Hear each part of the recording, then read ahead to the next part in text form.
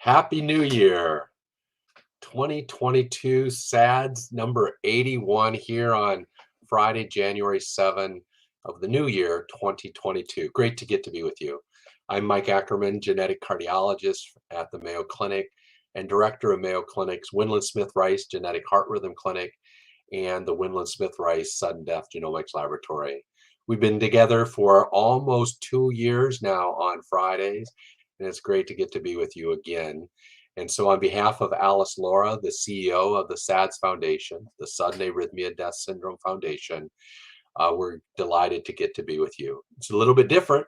For number 81, I am not in my Mayo Clinic office. I am in my crushed quarantined office here at home. So yes, it happened after doing our best for nearly 2 years, being fully vaccinated and boosted in November.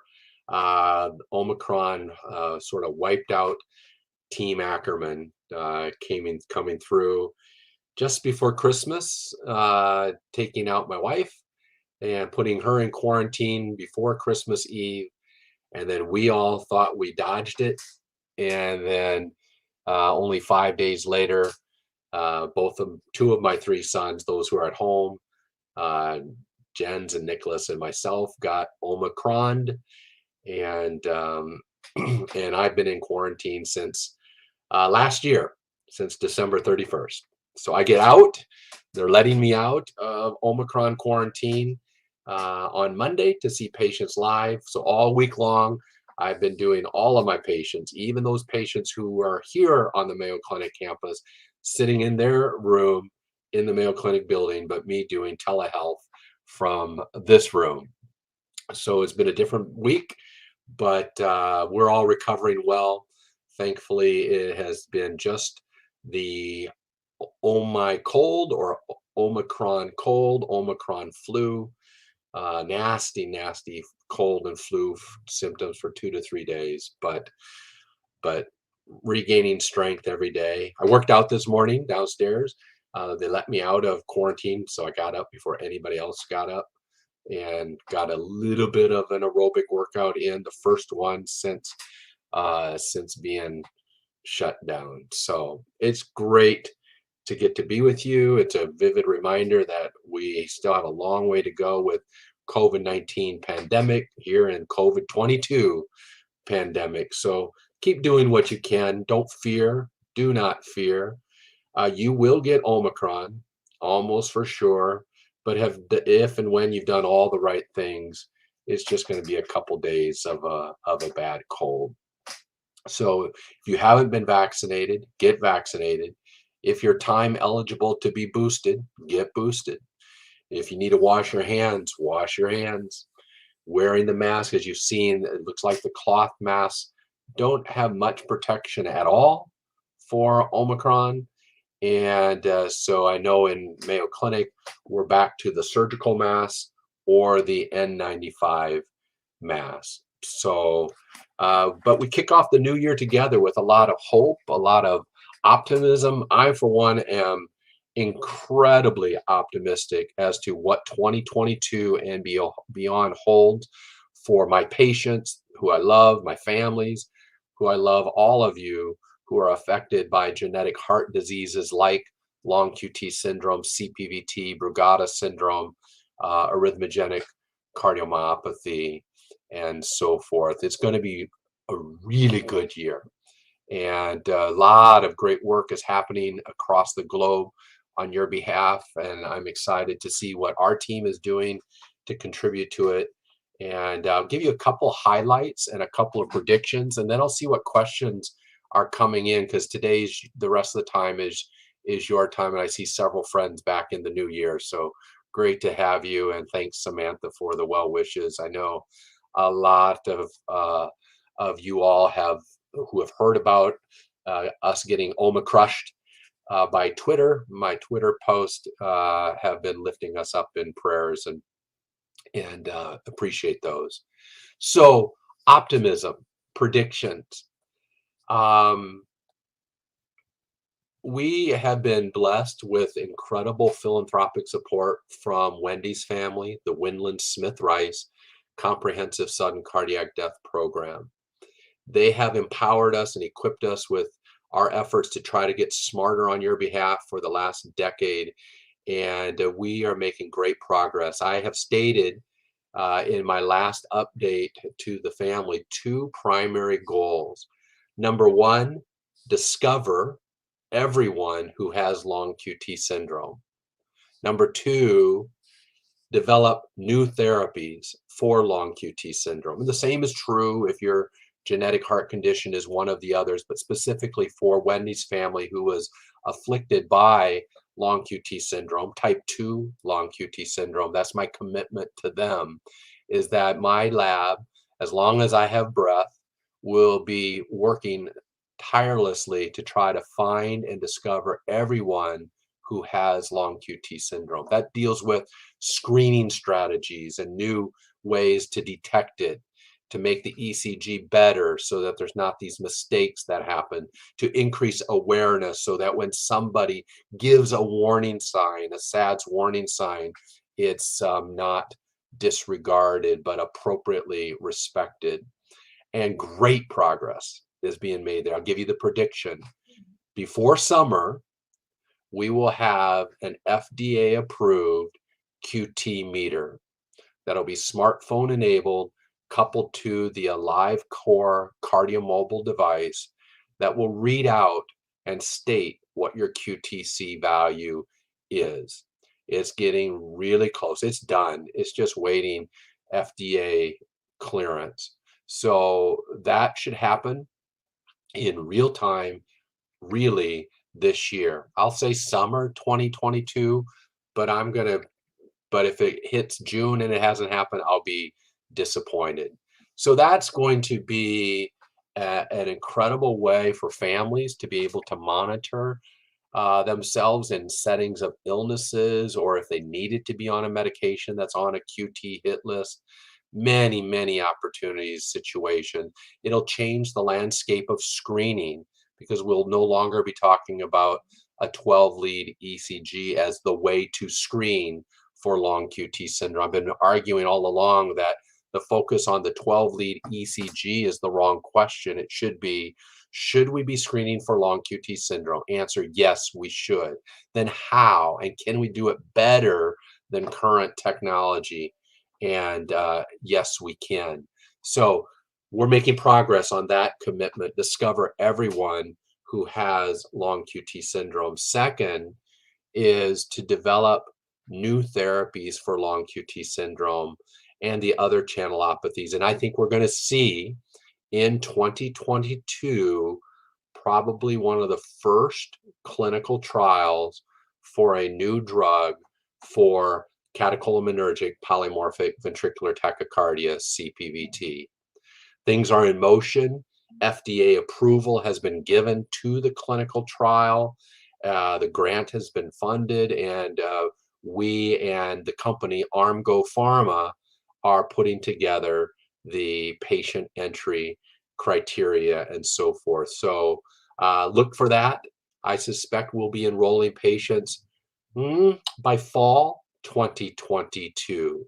Very excited about that. You probably saw, or maybe saw, there was a new announcement just over the weekend, Long QT Therapeutics and a European grant to advance their drug. I've been partnering with Long QT Therapeutics, doing some industry-sponsored research with their compound of interest, directing at their target of interest, and seeing some really exciting things. And will we have a first in-person clinical trial of their drug in 2022? Probably not 2022 yet, but I bet you within the next 12 to 18 months, if that therapy continues to progress.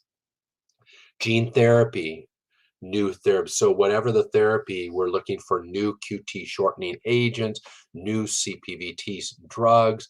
And then, as you saw 11 months ago, we published our Sentinel paper on suppression replacement gene therapy for type 1 long QT syndrome. We just, as of 2 days from now, so in 48 hours, we'll submit our second paper on a similar type of gene therapy for type 2 long QT syndrome, or LQT2. And now we're moving those therapies to treat those wasco wabbits, rabbits who have been engineered to have either type 1 or type 2 long QT syndrome, with Dr. Katja Odening in Switzerland.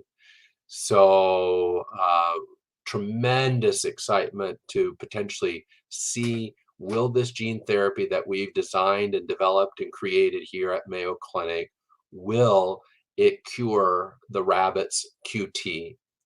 And if it does, then a lot of optimism for having a first in human gene therapy for long QT syndrome, probably in the next 2 to 3 years. So I think this is a year of optimism. This is the roaring 2020s, a decade of optimism for doing better in helping our families live and thrive despite their diagnosis of their genetic heart disease. And I look forward throughout the programs that we have to put a little bit more meat on the bone, if you will, on the progress that's being made with these various efforts. And so with that, I'm going to start glancing over on the sidebar to see what questions have come in, and we'll just take them. So I'm going to scroll up from the top to make sure I didn't skip and don't skip anybody to see.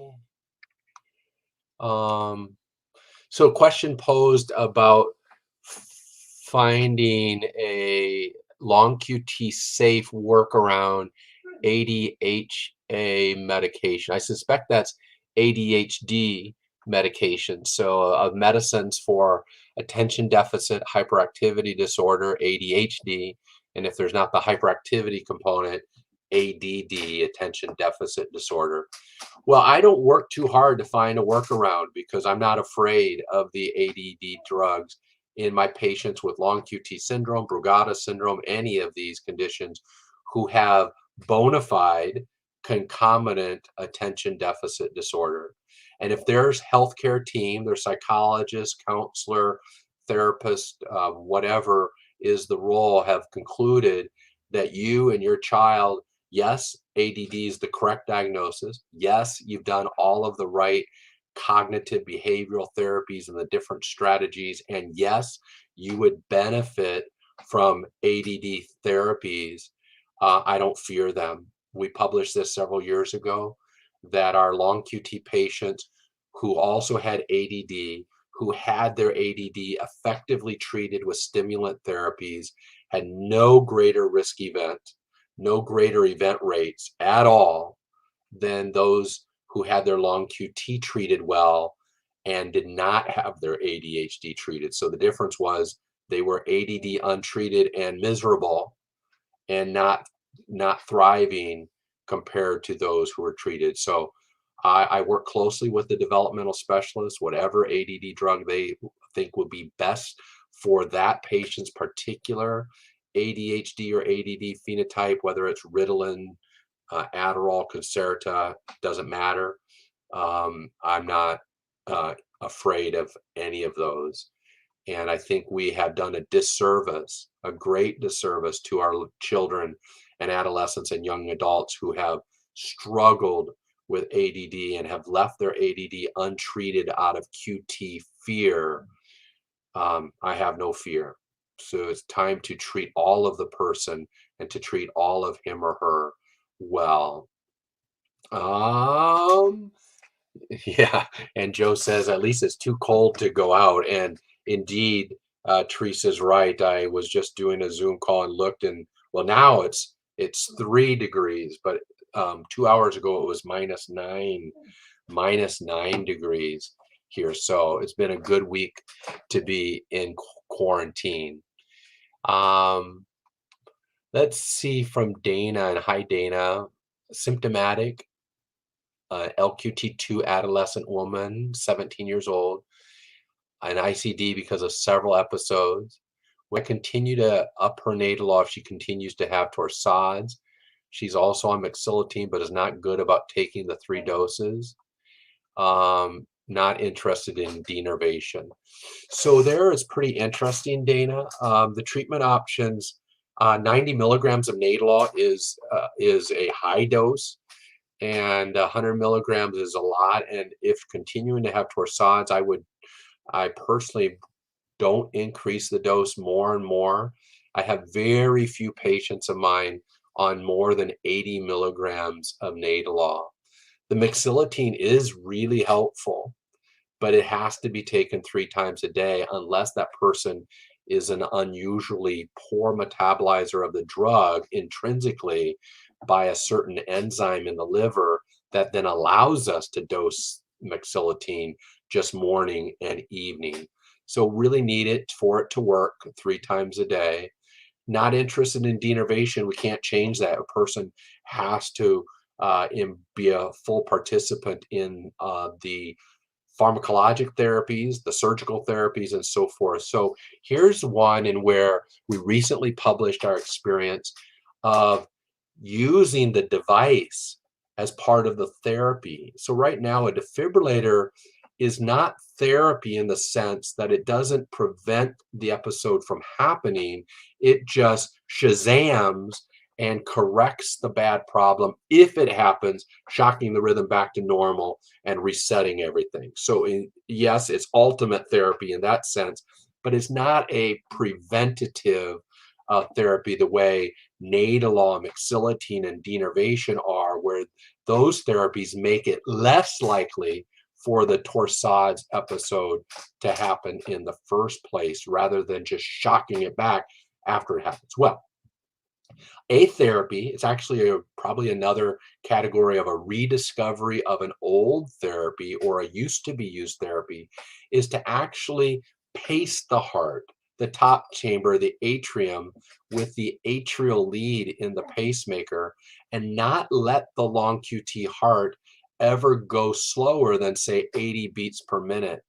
And when you set the the atrial lead pacemaker like that, it has a very effective protective effect in type 2 long QT syndrome specifically. So I would be checking, Dana, whether the ICD is a single lead or is there the atrial lead there already. If there is, take advantage of it, turn it on. If there isn't, and we don't want to do denervation, it may be well worth the conversation to upgrade the defibrillator to what's called the dual chamber pacemaker defibrillator, so that we could use that atrial lead to do what we call intentional atrial pacing. That's going to turn out to be a very important treatment strategy in type 2 long QT syndrome. Great question. Stephanie's asking, daughter stress tests, her QT's 490 on Nadolol, she has type 1. So that's already great. You have type 1, you're on Nadolol, you've been treated well, your daughter, since she was an infant, now 14. It sounds like she's going to be in great shape. The things I look for with the stress test is get an idea of what kind of beta blocker effect is that amount of beta blocker producing on the maximum heart rate response. I need to see that I'm achieving some level of measurable beta blocker effect. Of course, we look at other things on the stress test as to how the QT interval responds and behaves, how the T waves look throughout the stress test. But one of the big things we look for is to see what kind of impact is the beta blocker having on the patient's maximum heart rate that they're able to achieve during the stress test. And Samantha and Sophie look excited about our research developments on long QT treatment. And I think maybe in one of the upcoming sessions, when the time is right, I can tell you, we can have colleagues join me from Long QT Therapeutics to review what they're working on and what we've been working on together with them, with their particular drug that's in development, and would be happy to have a program devoted to some more of the details of the long QT gene therapy. But really, maybe that gene therapy update is going to be best in about 6 to 9 months, when I can give you the answer as to what does our proprietary gene therapy do, what did it do in those long QT rabbits. So maybe we'll mark about 6 to 9 months from now for a gene therapy update. Samantha's asking if the QT varies daily. It can. It depends on what is disrupting the body system. So I like to think of the QT system, the number, as a readout of autonomic health, of the autonomic nervous system. So anything that's disrupting the system, many drugs can. That's why there's the list of drugs to avoid. Many illnesses can. That's why there's certain illnesses that if you have those, we say, pay attention. There's your fever can, low body potassium can. So there's many disruptors. And so the idea of being able to potentially spot check your QTC at home, just like a diabetic spot checks his or her glucose at home and gives a sense of, do I need to give more or give less? That same thing is going to start to provide a preventative medicine measure for our long QT families. I currently have several families where I adjust their mixilotine from great distance. One, an infant in India, by having them get their QT reading from the Alive Core, and not the reading, but the measurement, and then I read it, and then we adjust the dose based upon the QT and the infant's weight. And so how much different it's going to be when we can get a spot check where you're under the weather or whatever, and your QTC comes back and it's the same that it's always been. Well, good information. Or what if it comes back and now it has lengthened, increased, showing a stress reaction to the stress situation, whether that stress is a drug or electrolytes or a different disease.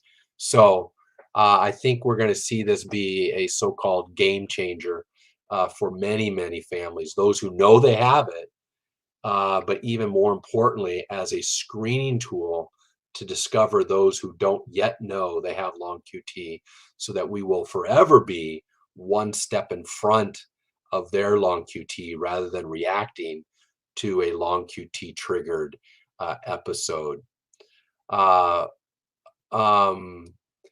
Yeah, Toby, can you comment on what we've seen at Mayo with under 5 kids with long QT who have COVID? So great question, Toby. In fact, there's a paper under review reviewing long QT syndrome and COVID-19 and COVID-19 vaccinations. I'm one of the co-authors. It's being led by a dear friend of mine, Arthur Wilde, a name known to many of you from Amsterdam. And we have put together a state of the art on the state of COVID illness, COVID-19 vaccination, and having long QT syndrome. Some simple preventative measures, which we've talked on SADS Live over and over again, so there'll be nothing new to the SADS Live audience. It'll also contain a repeat of the good news, which I've been expressing for almost day one, which has been, we have not seen a single hint of increased risk of long QT triggered episodes, faint, seizures, cardiac arrest, or worse during the pandemic. So even though there's reason to think that the virus itself can and does agitate the QT number, and that a viral illness could then make you sick and disrupt your electrolytes, which could aggravate your QT interval, and that certain treatments back used early, hydroxychloroquine, which can prolong the QT interval by itself, could potentially be a perfect storm to bring about more long QT episodes. We have just not seen it. So that's been great news. A well-treated long QT patient is not going to have this virus upset the apple cart, whether you are under 5, over 5, any age. The biggest reminder from the pandemic is whether you get the illness itself that causes a fever, which I had, or the vaccine, which causes a febrile reaction from the vaccine, lower your body temperature promptly with Tylenol or ibuprofen, doesn't matter which one, especially if you have long QT, and then even more especially if you have Brugada syndrome. And with that reminder, we just are not seeing episodes of concern. So I've been very, very encouraged by that. Aaron, science plus faith leaves an optimistic lump in my throat. Great. I'm glad you have it. Um, and Aaron, I have your calmodulopathy kiddos right in the bullseye as well. It is in my so-called R&D queue. I want to cure the calmodulopathies as well. I think we have a strategy for it, but honestly, it's a numbers game. We have to prove that it works for a higher volume disease before we'll ever gain traction to use it for one of the super rare diseases. And as you know, calmodulopathies or calmodulin-mediated long QT, calmodulin-mediated CPVT, they're just really rare. But there's a special place in my heart for you folks with the calmodulopathies. I have loved taking care of many of you, and so they are very near in my thoughts as well. So hang in there as well. It is in the queue. Um, so that I did that one. Okay, here's a good one. So I have to read this one. I have to think a little bit. My 2-year-old was on IV Isopril for slow heart rate for almost a month, and then diagnosed with long QT at her checkup, and her QTC has been in normal range. Do you think the Isopril could have prolonged it? Or is this the result of being on betas and having a pacer now? Ooh, good question, Ashley. That's an unusual portal of entry for the normal forms of long QT syndrome. So many of them do not start with the bradycardia 2-to-1 block. If this is the infantile version, we should know about that answer. Genetically, you should at age 2 know that answer, whether it is type 3 long QT syndrome or type 2 long QT syndrome. They can sometimes start that way, but if the QTC values are now in the normal range, it would not surprise me if your genetic test for long QT syndrome for your 2-year-old is actually negative, and that this could have been a transient phenomenon. But one would have to work through that very methodically before coming to that conclusion. But thanks for the question, Ashley. Patricia, 49 years old. Well, you're almost, Patricia, I can almost welcome you to my club. It's the 50s Club. That one's by invitation only, so you're almost ready to join us. Daughter, 29, type 2 long QT. Here's the question. Would the antiviral medicines be developed for COVID treatment work for us? Would we be able to use them? Absolutely. So, so far, there is no signal of concern with any of the COVID-19 therapies, whether it's the vaccine or the monoclonal antibodies or remdesivir or the newest approved oral pill drug, that there is a QT prolonging signal. There is not.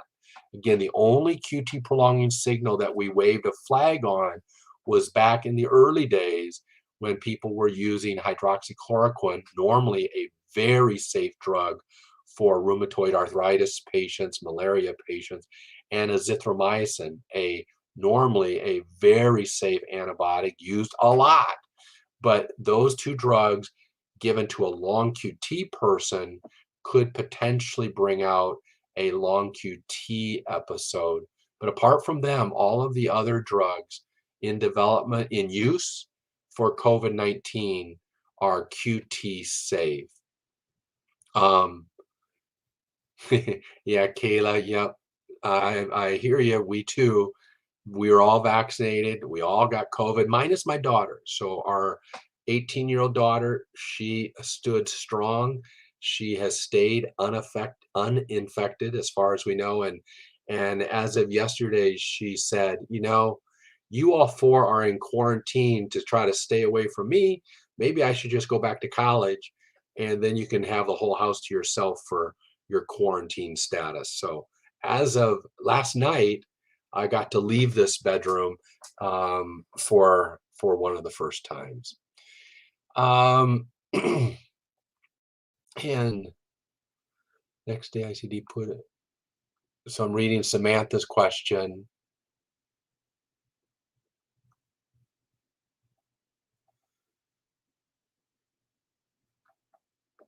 Okay, so the question is the possibility of dysautonomia affecting the QT interval? That's a really interesting question, and the answer is it potentially can. So there is the patient who has, say, POTS-like symptoms. Now that's not part of long QT, but postural orthostatic tachycardia syndrome, where they have abnormal reactions to heart rate, lengthening, shortening, increasing, decreasing. Now, if that kind of a person also has long QT syndrome, and there's this irregular heart rate adaptation, that could trigger episodes, but honestly, I've just not seen it. So, and that's a couple of reasons. One, I have very, very, very few patients with genetic long QT syndrome who also have POTS. Very few, very, very few. And so maybe we just don't see that combination enough to make any links.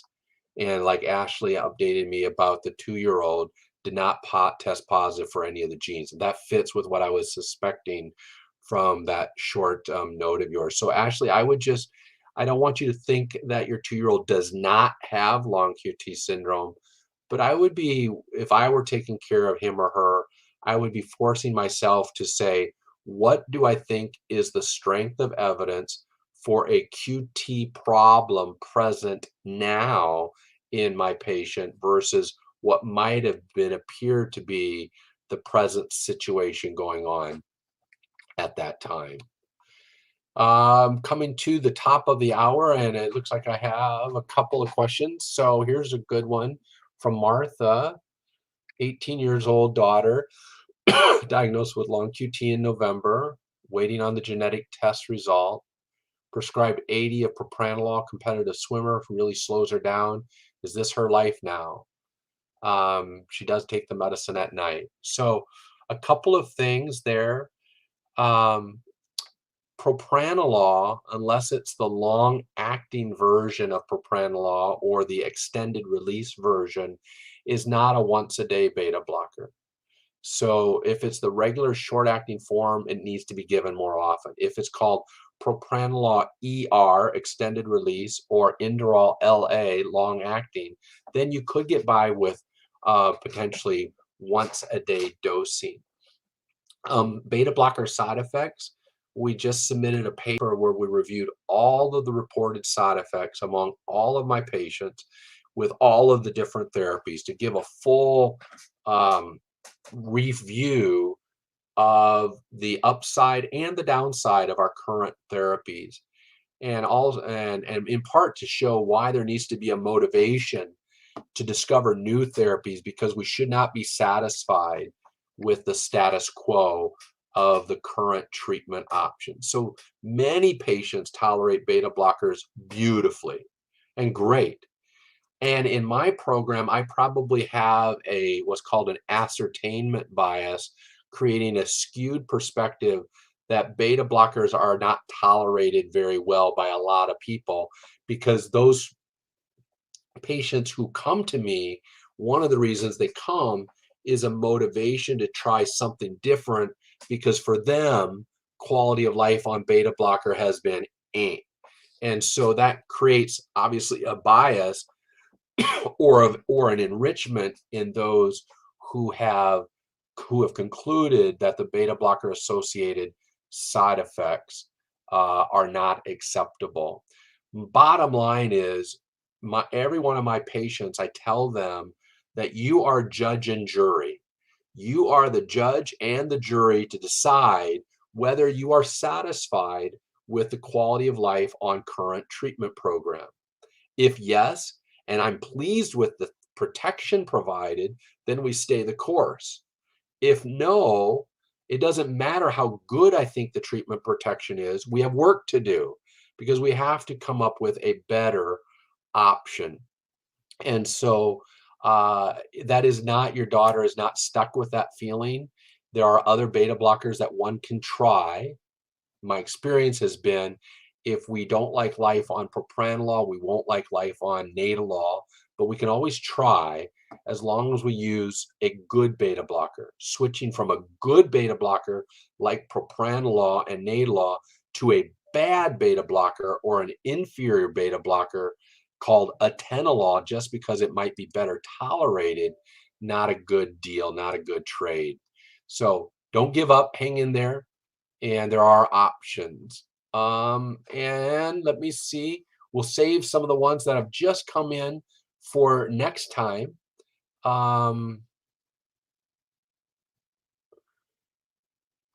I guess this is a question for me of whether I treat only children or treat the parent. I treat everybody. So I am a genetic cardiologist, and as a genetic cardiologist, I treat all of my patients, from the grandparents to the parents to the children to the grandchildren, uh, who have their condition, long QT, CPVT. So in my practice, I see all of them. Uh, Age is arbitrary. Um, so that was that one.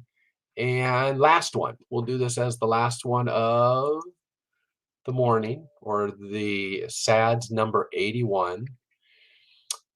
And this comes from Twitter. So the SADS Foundation is even scrolling there and looking.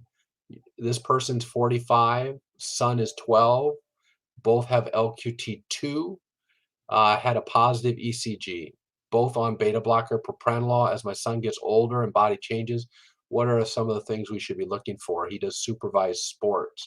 Is an AED required, etc.? So your son, age 12, good news, is very quickly going to have his highest risk window of time behind him. So we know very well in long QT syndrome in males, the higher risk window of time is really from about birth to puberty, and even in that birth, probably from age 1 to puberty. So once testosterone kicks in for your son, new day, new issues, it's going to be great. Don't call them the terrible teens. They are the terrific teens. It's all attitude. But his risk of long QT triggered events is actually lower once that time of life arrives for him. We still take precautionary measures. All of my long QT athletes, and I follow many of you, over 600 athletes who choose to stay an athlete, they do have an AED as part of their safety drill. To date, we have never had an AED rescue shock delivered to any of my 700 plus athletes with genetic heart diseases. So yes, the plan is in place, but we hardly ever need it. And Toby, I will just say thank you. I appreciate your kind compliment. I'm grateful to see that many of you are benefiting from these programs. It has been that perceived benefit and that expressed benefit from so many of you that has been the reason why the SADS Foundation has stayed committed to continuing to do SADS Live now every other Friday, more or less, and for me to have this be our 81st one together. And as long as you're deriving benefit, we will continue to do it. So I hope as you wrap up the first week of this new year, 2022, that you embrace the hope, the optimism, the excitement that I have, that our best days for families with these genetic heart conditions are right now and in front of us, and they're going to get better and better as we, the scientific community, the medical community, get better and better. at diagnosing everyone who has these conditions and continuing to work to come up with new treatments for these conditions. So join me in 2 weeks for SADS number 82 on January 21.